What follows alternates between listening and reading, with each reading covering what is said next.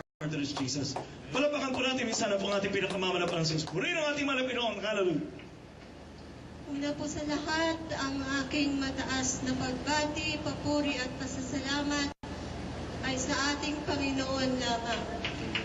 Ganoon din po sa ating dobling pagrespeto at pagbati sa ating beloved Pastor Wilde Estrada Almeida, sa kanyang asawa at mga anak, preachers, workers, friends, at sa mga kapwa akong kapatiran, magandang hapon po sa ating lahat. Isa po karangalan, mga minamahal, na i-share sa inyo ang mga himala at pasasalamat na natanggap ko mula po nang ako ay masama sa kongregasyong ito, Jesus Miracle Crusade. Bago lang po ako dito. Almost 3 months pa lang po, pero ang mga blessings, himala, pagbabago sa aking buhay ay sadyang napakarami na pong ginawa ng ating pinakamamahal na Panginoon. Nawala po ako sa kongregasyong ito, talagang pong nawalan na ako ng pag-asa sa buhay.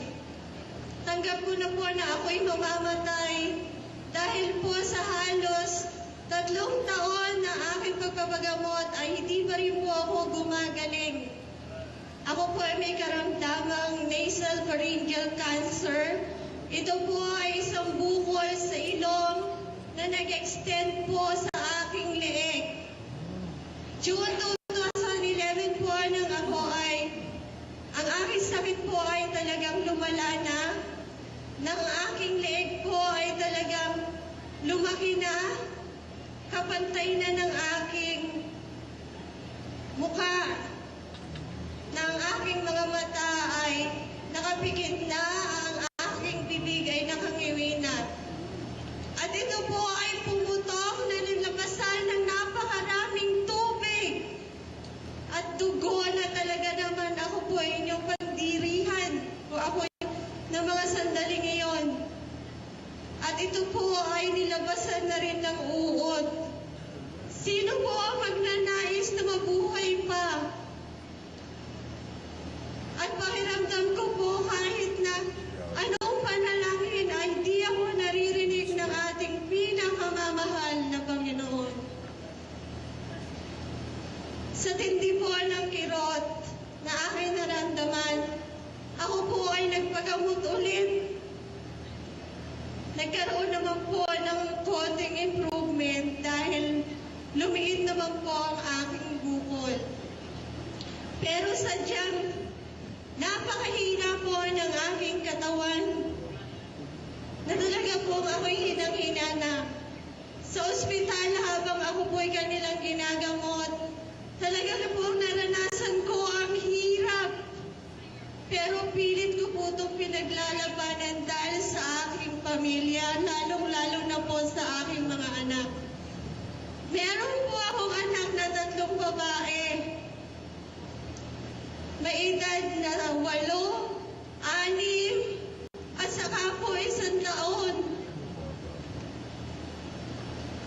Sino pong ina ang nagnanais na iwanan ang kanyang anak sa mga ganong edad lamang na sadyang napakaliliit pa? Kaya hanggang nagpasya po kaming umuwi na ng aking mahal na asawa. Kahit hindi pa po ako magaling, dahil po wala na kaming pera, dahil po kami mahirap lamang.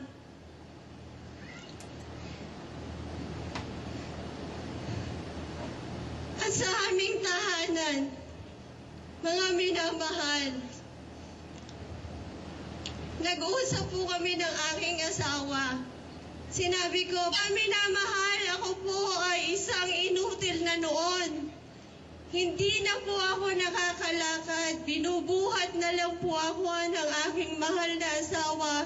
Saan man po ako magpunta. Pinaliliguan, pinakakain,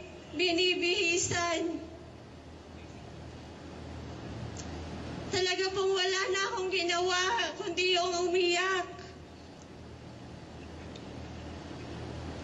At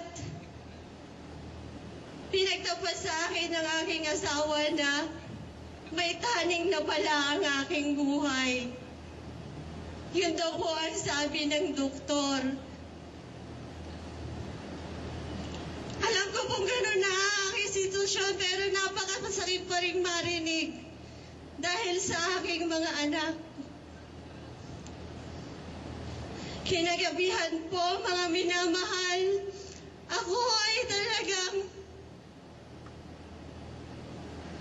taimtim na nanalangin at umiyak sa ating pinakamamahal na Panginoon na ituro kung sino o saan ako gagaling. Hanggang kinabukasan, may lakad po kami ng aking pamilya nang bigla po kaming may dumating na bisita. Ito po ay ang aking mahal na ama na may kasamang dalawang lalaki. Sila daw po ay mga manggagawa ng Jesus Miracle Crusade. Bigla ko po naisip ang aking dasal ng gabing iyon na eto na ang sagot sa aking matagal ng hiling sa ating pinakamamahal na Panginoon. Wala po akong ipinaliwanag po nila sa akin ang tungkol sa kongregasyong ito na kung saan ang mga karamdaman wala ng kalunasan ay pinagagaling ng ating pinakamamahal na Panginoon. Hallelujah! Praise the Lord! Wala po akong pag-aalinlangan na sumama sa kanila nang ako po ay yayain nila sa kanilang banal na sambahan. At sa banal na sambahang iyon, habang kami kanilang dinadasalan at pinagsisisi sa aming mga kasalanan, ako po ay nakaramdam ng isang malamig na bagay na pumasok sa aking katawan. Alam ko na nasa akin ang pinakamamahal na Panginoon ng mga sandaling iyon. Hallelujah! Nasa matagal ko na pong paghahanap ay natagpuan ko na rin ang ating pinakamamahal na Panginoon sa kongregasyon ng Jesus Miracle Crusade. Mga minamahal, nang kami po, na ako po ay bautismuhan nila sa banal na tubig sa ngalan ng ating pinakamamahal na Panginoon, ako po ay nakaramdam ng ginhawa, lalo na ng ginhawa ng kalooban. Dumalo po kami sa kanilang mga banal na gawain. Sa akin pong unang pagdalo, ako po ay binubuhat pa ng aking mahal na asawa. Sa akin pong pangalawang pagdalo, ako po ay nakasaklay na. At sa patuloy po na pagdalo kasama aking pamilya, ako po ay tuluyang nakalakad at nagagawa na ang mga bagay na hindi ko dati nagagawa. Hallelujah! Praise the Lord! Talagang sa kongregasyong ito, manampalataya ka lang at ikaw ay pagagalingin ng ating pinakamamahal na Panginoon.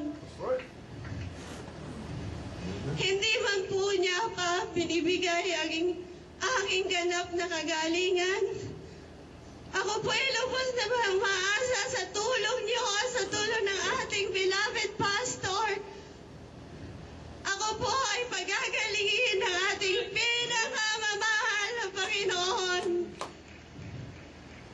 At sa sandali po, natagpuan ko siya dito sa kongregasyong ito.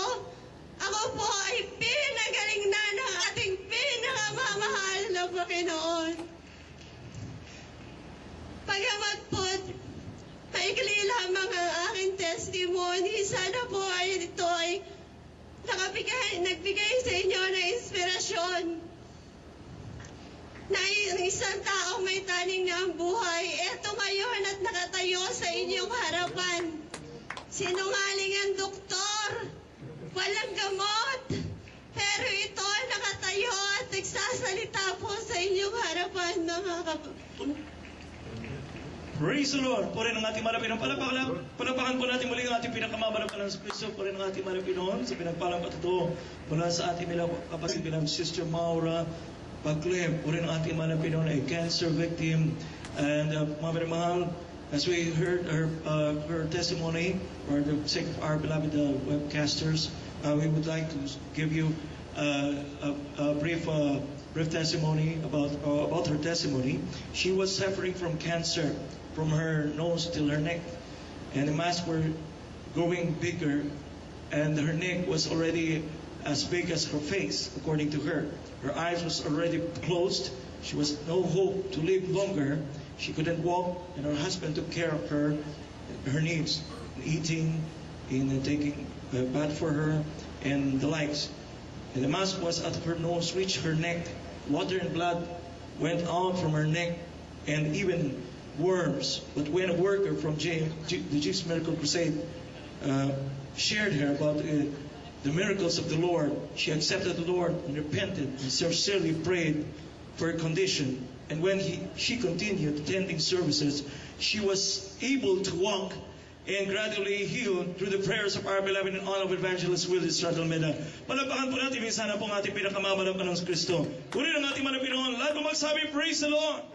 Sa ating pagpapatuloy po, maminuwalang bago tayo magpatuloy na makapakinig.